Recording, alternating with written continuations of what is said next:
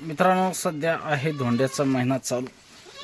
आणि काय होतं माहिती आहे का, धोंड्याच्या महिन्यामुळे आता 3 वर्षानंतर धोंड्याचा महिना येतो. तर प्रत्येक भाविभक्त प्रत्येक देवाच्या दर्शनासाठी जातात.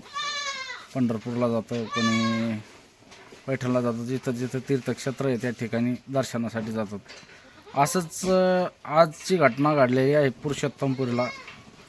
तिथं भाविक भक्त दर्शनासाठी गेले आणि मागच्या महिन्यामध्ये पण तिथे एक मुलगा असंच बुडून दगावला, छोटा मुलगा होता. तर आणि आज पण तशीच घटना झाली. आज पण नाव बुडाली. 40-45 व्यक्ती होती त्याच्यामध्ये. तर त्याच्यामधले मला वाटतं 40 वाचले आणि 2 महिला त्याच्यामध्ये एक्सपायर झालेल्या आहेत, म्हणजे बुडालेल्या आहेत. तर सांगण्याचं तात्पर्य एकच की अशा मोठ्या तीर्थक्षेत्र ठिकाणी अशा घटना व्हायला नाही पाहिजे. तिथं एवढे भाविक भक्त येतात, तर तिथल्या कमिटीनं काहीतरी चांगली व्यवस्था करायला पाहिजे. तिथं एखादा पूल बांधायला पाहिजे मोठा. जी काही मंदिराची कमिटी आहे, समजा ट्रस्ट कमिटी, तर त्यांनी हा निर्णय घ्यायला पाहिजे. कारण भाविक भक्त येतात, भरपूर काही देणगी देत असतील किंवा नसतील, पण सरकारकडून पण शासनाकडून पण त्याला आपल्याला आधार भेटू शकतो जर मागितलं तर पूल करण्यासाठी. पण हे काय व्हायला, हे भाविकांच्या म्हणजे जीवावर बेता लागलं दरवेळेसच. मागच्या महिन्यामध्ये पण तसंच झालं.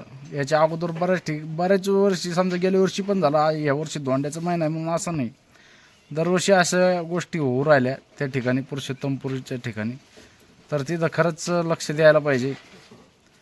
कारण कसं आहे, एक वेळेस कोणती हानी झाली तर ती परत येऊ शकत नाही. जीवित हानी झाली तर याला काहीच करू शकत नाही आपण. दुसरे नुकसान झाली ती भरू शकतो, पण एखाद्याचा जीव जर गेला तर त्याला काहीच करू शकत नाही. त्याच्यामुळं माझी एवढीच विनंती आहे की बाबा सरकारनं याच्याकडे दक्षता घ्यावी आणि काहीतरी इथं व्यवस्था करायला पाहिजे भाविक भक्तांसाठी. कारण की बऱ्याच ठिकाणी बऱ्याच जणांचे जीव दगावलेले आहेत.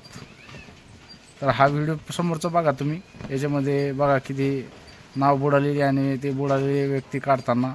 हा व्हिडिओ शेवटपर्यंत बघा, सगळं दाखवलेलं आहे याच्यामध्ये. मित्रांनो, ही घटना आहे पुरुषोत्तमपुरीची. तर इथं आज भाविक भक्त दर्शनासाठी गेले होते आणि गेले असता त्या नावीमध्ये बसून जाताना त्या नावीवाल्याला विचारलं त्यांनी की बाबा दादा, या नावीमध्ये किती लोक बसतात? तर तो म्हणे आम्ही 50-60 लोक बसून नेतो म्हणे याच्यामध्ये. पण तरी पण त्या 1-2 महिला होत्या, महिला मंडळी, ते म्हणे आम्हाला नको एवढ्या गर्द्यामध्ये. पण त्यांनी दामदट्टी करून त्यांना नेलं आणि नाव थोडी पुढं गेल्याच्या नंतर पलटल्याच्या नंतर काही व्यक्ती बुडून मग काढले पटापट बाहेर. पण आता काही त्याच्यामध्ये दुर्घटना झाली का असं काही कानावर आलं नाही. पण हा दुपारी व्हिडिओ बघितला मी.